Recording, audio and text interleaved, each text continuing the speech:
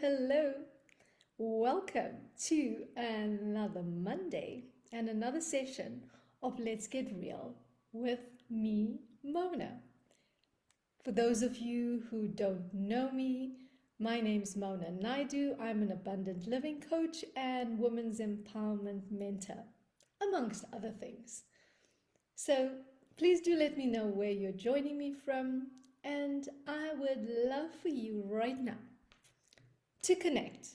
Connect with where you are right now. How are you feeling?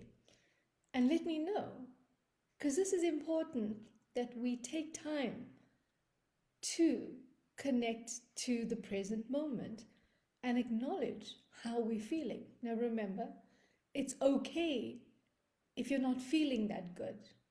You don't only have to respond when you feel good, because the more we can acknowledge exactly where we are at any given time and how we're feeling, well, that's when we get to be in the present. And when we get to be in the present, that's where manifestations get locked in and coded into our vibration. It's not in the past, or it's not in the future. It happens in the present. And yes, when we are in lower vibrations, well, it doesn't support our manifestations and us creating our abundant lives, but at least we know how to keep coming into the present, and eventually we will be able to flow into the more positive states of being, which support the creation of our abundant lives. So it's lovely to be here with you. Now, I'm sure you've noticed that there's just so many shifts going on. And yes, it feels like we haven't had a break since this started. Well, this year actually, when we moved into the new vibration of 2022, we felt the intense shifts. We felt this new frequencies coming in. And the past couple of weeks, well, we've seen a lot of things shifting. And for many, it's felt quite chaotic. It's either been health, it's been relationships, finances, businesses, careers. The world has gone topsy-turvy. But despite all that happening, some of you are still standing steady. And it's important to know that when things go topsy-turvy, we must go with the flow. And this is what Let's Get Real is all about. It's about helping you through sharing stories and teachings to turn your dreams into reality. Because you are not here today because you haven't had challenges in your life. You're not here today because everything's been smooth sailing, because if that's the case, then I don't know whether you have actually experienced and lived this life on this planet. And today, I want to share with you one of the things that helps us to ride this flow, whether it's a heavy flow, whether the waves are very heavy, or whether it's light, this topsy-turvy world that we currently live in. There's a way to do that. There's a way to still be grounded and in your strength when you stand on this earth. And that's through the seeds we plant. You see, because our foundations are very important. Now, I'm going to use the analogy of seeds in its truest form. These little seeds that we plant into the ground, and then we get these huge, beautiful, magnificent trees, or whatever the seed sprouts out into the world. That's what we're going to be talking about today. You see, I love teaching through metaphors. I love teaching through the symbolism of nature, because we can all identify with it, can't we? So, today we're talking about planting new seeds. You see, it's a new season, whether you're in the southern hemisphere where it's spring, or you're in the northern hemisphere and it's autumn. Every new season brings with it a new frequency. Every month brings with it a new frequency. And when we can understand that we don't just live life by default, We work with nature. We work with the cosmic, celestial beings out there. We work with the divine. Life is not just meant for us here on earth to just think we are earthlings and humans and we just work in a very, in a way that seems so robotic. Because we're not robots. We are living, breathing, magnificent beings. And when we choose to live our life like that, well, that's when, despite the topsy-turvy happenings all over the world or all around us, we get to ride those topsy-turvy waves with grace, with ease, with elegance. And yes, today we're talking about planting seeds. Now, did you know that in each seed, now, I mean, we don't really go and look deep into these things, do we? Some of us do. Like me, I love researching every little thing that I come across. I am quite a nerd like that, if you didn't know.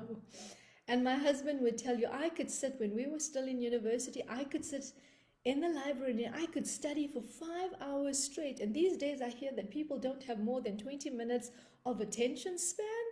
No, it's, are you so activated? Are you so fired up by what it is you're learning? And for me, I could sit in the library and I could go for 5 hours straight and not even require a break, because my brain, my mind was just absorbing what it is I was learning. And yes, I studied law, and that's how much I enjoyed what I learned.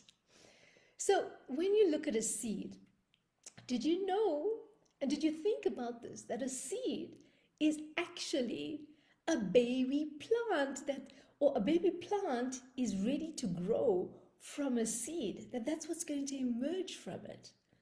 You see these little seeds in packets and they look quite dried and shriveled up at times, and they look so, well, unassuming, right?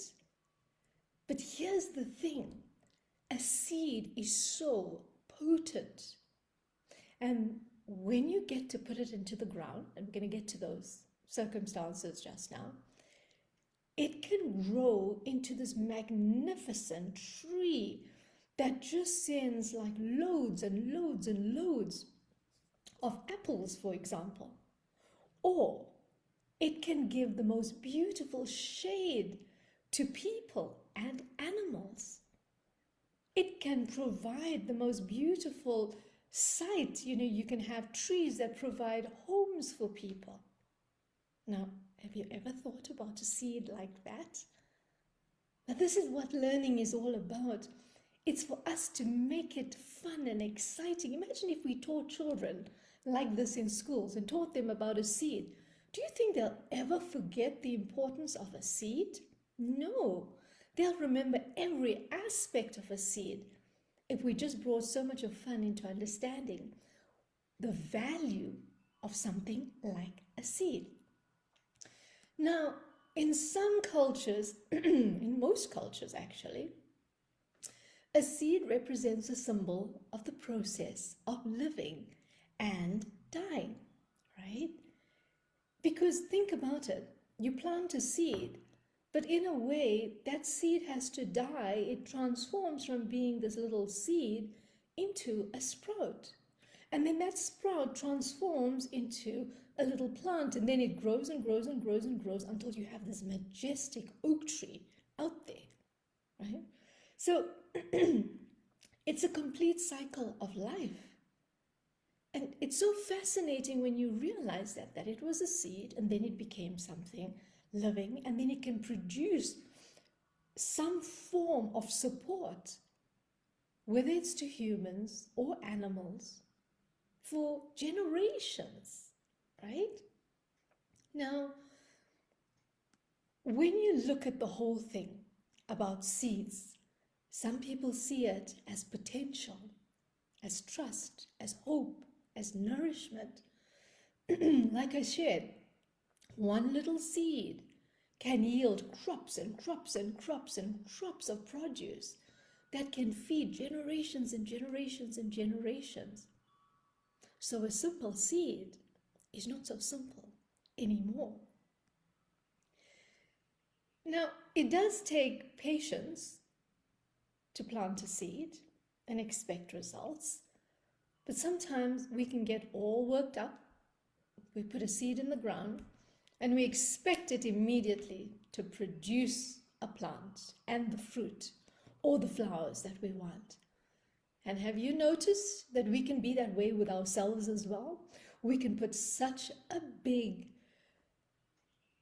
so much pressure on us, such a big responsibility on us to produce and produce and produce. And we expect that if we just start a business or start a nonprofit, that if the results don't come pouring in within a week or a month or a year the way we want it to, then we give up. We think that we've done something wrong.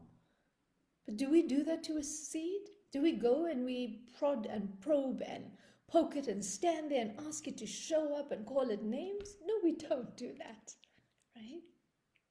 We don't. Now, when we see seeds as pockets of potential that we're planting all around us, and that one day this potential is going to express itself, right? And it's going to give us some return.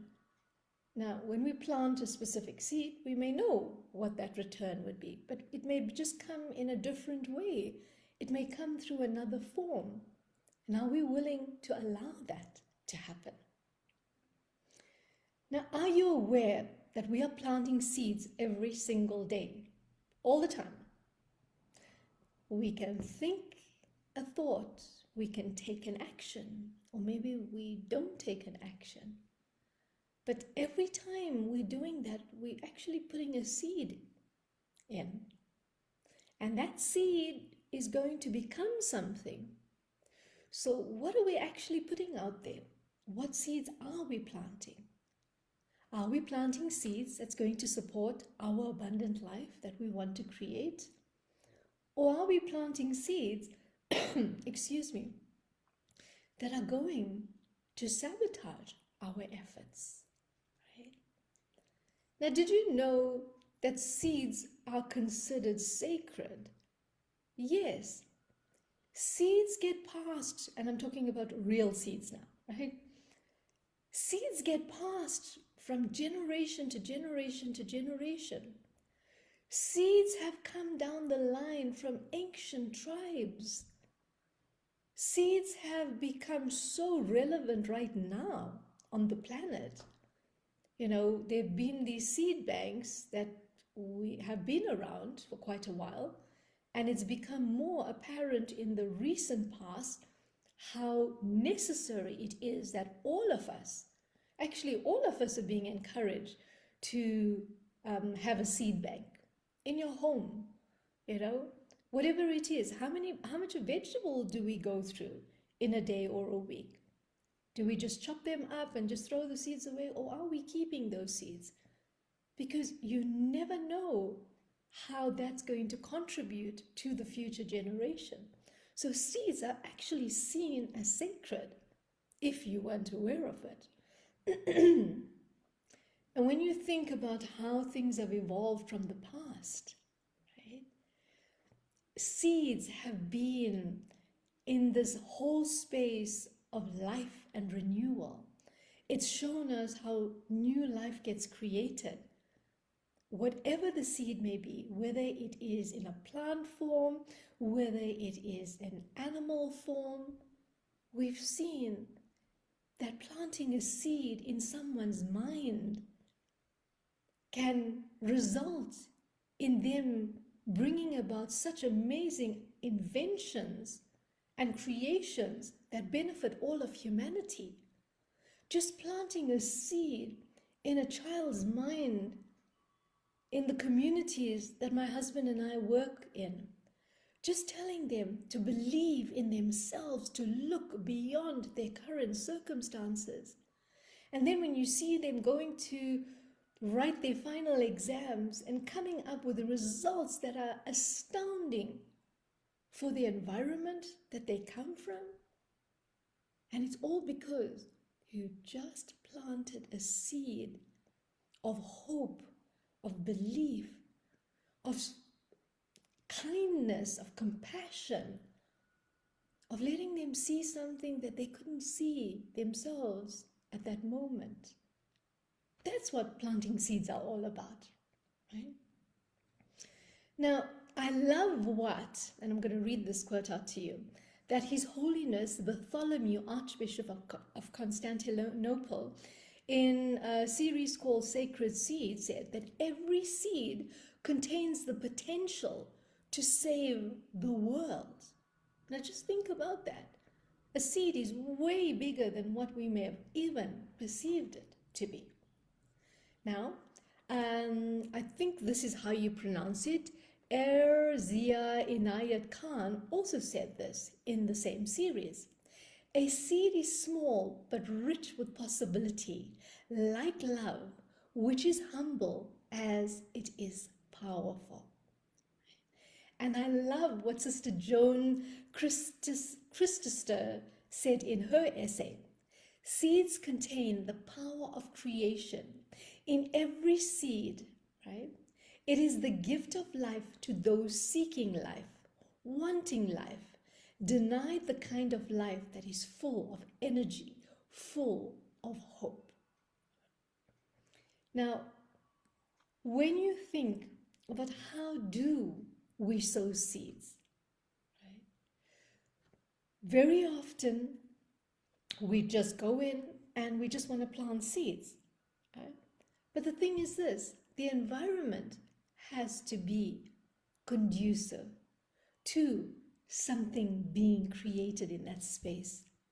The environment has to have nutrient-rich soil. It has to have adequate sunlight as well as shade. It has to have proper water resources and whatever else is required to plant a seed. Because if you just go into barren land and just plant a seed without first tending to the soil, allowing it to be aerated again, allowing it to come alive again, because the soil is just as important an aspect, an element for the seed to flourish and to grow into a sprout and then become this magnificent tree. So we can't just go in and just want to create something or plant a seed and expect it to just produce something magnificent. The environment has got to be correct. Now, when we look at the environment, if it's in the proper conditions, what do you see? You see orchards and orchards of fruit. You see just rows and rows and rows of vegetable. You see trees going on for miles and miles and miles because the environment is correct. Now, when you look at us, what is the environment I'm talking about? I'm talking about this physical body of ours. I'm talking about our mind. You see, if we are not in the best state, we can go say affirmations every day, we can have good intentions, but nothing comes from that because the environment, our being, is not well, it's not healthy, it's not hydrated, it's not receiving enough rest. So, the limiting beliefs, the negative habits and patterns, the lack of confidence, the trauma we may have experienced. And remember, trauma is relative to each person. It doesn't have to be something devastating according to a dictionary meaning. What was devastating for you? Loss, sadness, grief. Until all that comes into balance, then only the seeds that you plant can flourish in that space.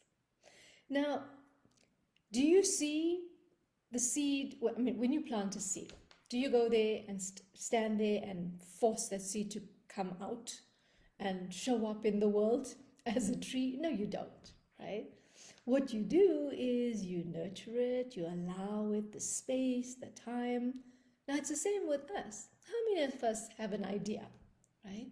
Or something pops into our head. We have this epiphany. Now, what do? Do we allow that seed to kind of anchor in? Do we allow it to germinate? Do we allow ourselves to feed it?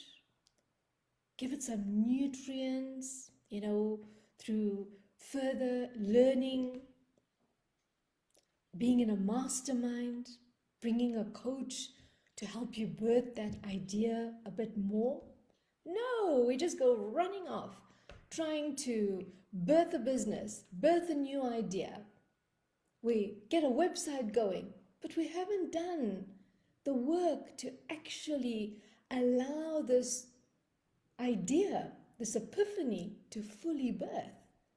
I mean, we don't go and force babies to be born, do we? We allow them the normal gestation period as much as possible. So why do we do that with ideas? Why do we do that when we have to create something? Why do we do that when our spiritual powers and gifts and talents want to show up so we can express it and share it with everyone around us? We want everything to be force-fed. We want everything to be rushed. And this is where we have to mellow down a bit. You see, our new abundant lives cannot be created in the old forced way. We're not here on conveyor belts in factories where we're just pushing out results. No, everything happens in divine timing. So allow it. Allow the seeds that are coming through you. Allow it the perfect environment to germinate and then to sprout out into the world magnificently and grow into the magnificence and support that it's here for others. Now, when you think about planting seeds, what do most people do? Well, most people just sit around and wait for the wind to blow something to them, correct? Because we've not learned how to deliberately create our lives. And then whatever blows your way, you just accept it, and then you think like, okay, that's all I can get. Now remember, a lot of communities, this is exactly how, to a large extent, humanity has come through the years. Depending where you grew up in the world, you were handed certain things, and that's all you thought you could have. Think about South Africa. I grew up in apartheid times. I was told that I had to be in a certain area and I could only receive certain things.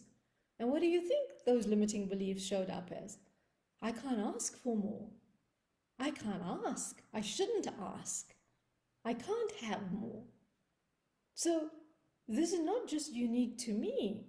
Throughout the world, depending on the circumstances and the way people grew up, the way the world treated people in different circumstances. We all have different beliefs of what we can ask for. And being women, could women actually sit at the same table and voice an opinion? Well, in the recent past only. But think about the lineage of women before the times when women actually had a voice and were seen as an equal. So what do you think happened, right? So most people just allow life to happen instead of creating their life. Now, some people will plant seeds and then water it occasionally and then maybe forget about it, get distracted, lose their vision, lose their clarity, because life gets in the way, fear gets in the way, other distractions get in the way, and then that seed just withers away underneath and doesn't even show up on the surface of the earth. And its magnificence never even gets appreciated or acknowledged. So, what do you think we are to do, right? We are expected to take control and deliberately create the environment. You see, we have to cleanse and clear and remove all the things in us, around us, our energy field, our beliefs, our thoughts. We have to be very mindful of our thoughts and our words, because that's constantly creating the environment and the seeds that we plant in it, and then what gets created. So we're being asked to deliberately create the environment. Do we want neat little rows? Do we want things, haphazardly growing around? Do we want to have ease and grace? So, if you want tomatoes, plant seeds that will give you a tomato tree. If you want spinach, then go plant those seeds. But don't sit there and desire tomatoes, and then potato seeds get blown your way, and then you sit there and you don't really like potatoes, but you're going to be eating potatoes. And you hate every minute of it, but you eat it because you think that's all you can get. So, are you ready? Are you ready to plant new seeds and create the life that you actually want to create? The life that's actually meaningful for you? Because you see, until we know how to do that, we may start off with good intentions, but then it just whittles away, it dries up, and we never ever see the magnificent creation that you can bring and experience for you, your loved ones. So, like I said, if you want to eat tomatoes, then start planting tomato seeds, right? Don't just live life by default. Allow life to be an expression of your soul's highest version of you. Allow your life to be an expression of the magnificence of the universe. Allow your life to be an expression of the magnificence and abundance of the universe as well. So, when you think about the seeds that you want to sow, remember that whatever you sow today is actually paving the way for our future generations. So do you want to sow seeds of fear, anger, complaining, negativity, lack? Or do you want to sow seeds of unity, peace, abundance, generosity, compassion, kindness, support, creativity? What is it that you're ready to sow? And if you're ready, then go out and deliberately sow those seeds. And remember to always keep some seeds in storage so our future generations can use them as well. There's so much of abundance in the world. You see it when you just go out, and especially us, in our backyard. I mean, the cherry tomatoes just grow and grow and grow and grow. You don't have to keep going and planting those seeds. And so many of you that have gardens out there, you know what I'm talking about. There is so much abundance for all of us, but it starts with us. Plant those seeds of positivity. Plant those seeds of generosity.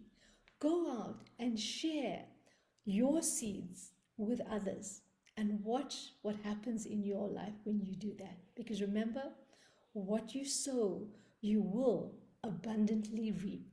And this is a quote from me that I would love to share with you. A simple seed has the power to create new life and abundantly feed future generations. So I'd love to hear what resonated with you today and what it is that you got from the session today. What new seeds are you going to be planting that's going to benefit you and our future generations? So until next time, ciao for now.